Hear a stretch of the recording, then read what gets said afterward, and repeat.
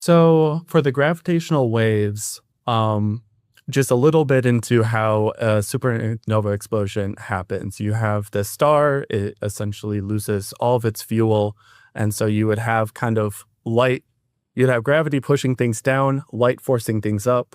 If all of a sudden you lose the fuel, you're not producing light, everything comes crashing down.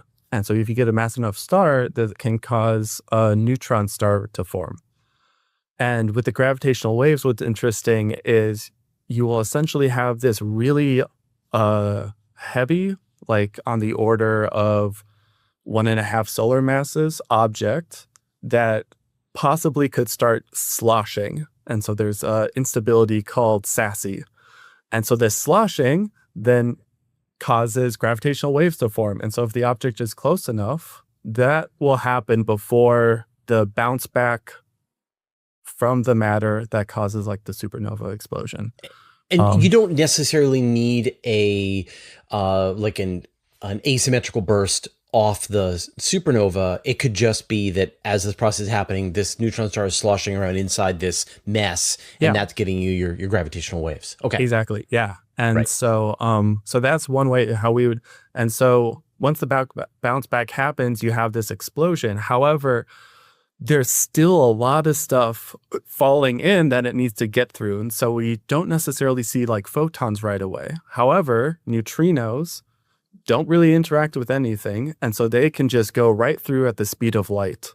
And so one of the actually interesting things when combining neutrino and the electromagnetic or E&M part in light is the delay between when you get a neutrino signal and when you get the light, because that actually will tell you the radius of the star and how big it is. Right. Oh, that's really cool. Okay, so you get sort of the gravitational waves come first because they're moving at the speed of light.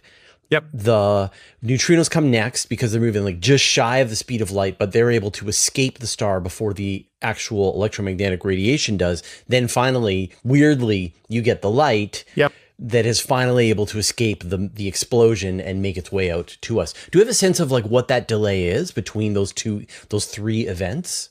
So the delay between your kind of sloshing and the explosion, I think, is on the terms of like a few hours or something like that.